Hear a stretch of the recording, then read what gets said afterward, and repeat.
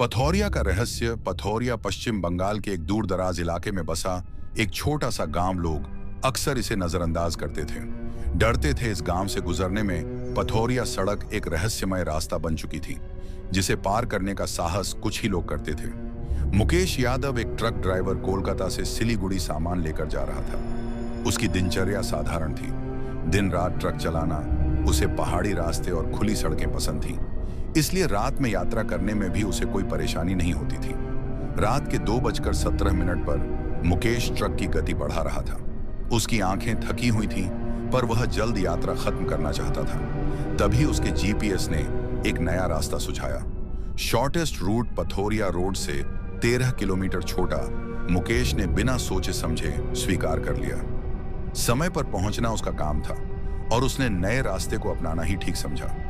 उसकी आंखें अब थकी हुई थीं और उसका ध्यान पूरी तरह से पथौरिया रोड पर था, जो उसे अब एक अजनबी रास्ता लगने लगा था। सड़क संकीर्ण हो चुकी थी, चारों ओर घना जंगल और धुंध का माहौल था।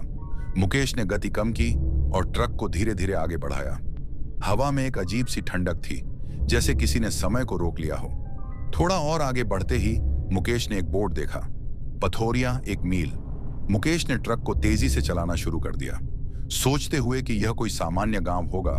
लेकिन जैसे जैसे वह आगे बढ़ता गया, उसे महसूस हुआ कि कुछ तो अजीब था।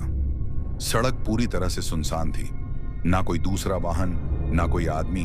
थपेड़ों की छांव में छुपा हुआ रास्ता और रात का सन्नाटा एक अजीब सा डर उत्पन्न कर रहे थे। लेकिन मुकेश ने अपने डर को नकारते हुए गाड़ी की गति बढ़ाई। मुकेश की आंखें हैरानी से फटी रह गईं। सामने जो वह देख रहा था, वह किसी आम सड़क का हिस्सा नहीं हो सकता था। एक बूढ़ा आदमी जो हाथ में पुरानी लालटेन हुए खड़ा था, उसके ट्रक के ठीक सामने आ गया। उसकी आंखें बिल्कुल काली थीं, जैसे पुतलियां ही ना हों। उधर जा रहे हों बेटा। बूढ़े की आवाज धीमी और गूंजती हुई थी, जैसे किसी गहरी गुफा से निकल रही हो। मुकेश ने झिझकते हुए जवाब दिया, माल पहुंचाना है। बूढ़ा मुस्कुराया और बोला, यह रास्ता कहीं नहीं जाता।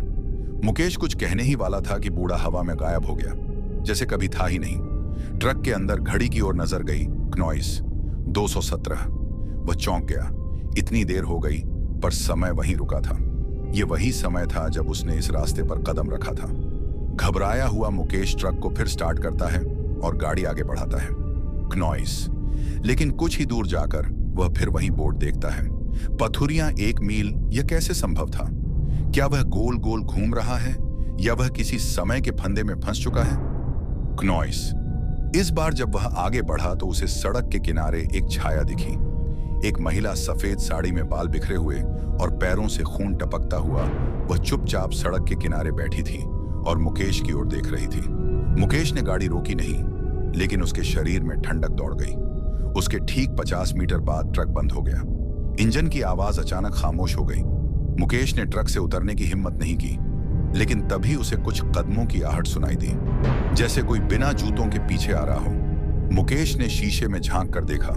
वो महिला ट्रक के पास पहुंच गई थी उसकी आंखों से, लेकिन तभी उसे कुछ कदमों की आहट सुनाई दी, जैसे कोई बिना जूतों के पीछे आ रहा हो। मुकेश ने शीशे में झांक कर देखा।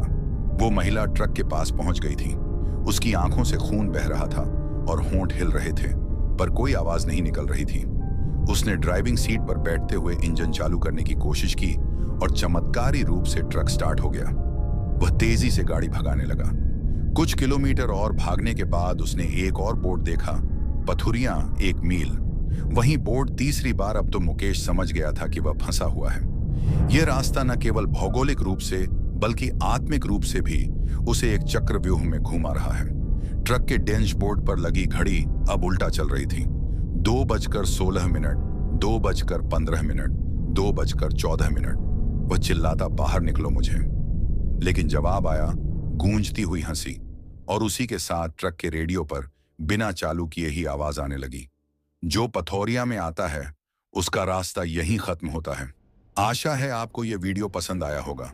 वीडियो को लाइक करना ना भूलें, चैनल को सब्सक्राइब करना ना भूलें। अगली स्टोरी में मिलते हैं, तब तक अलविदा।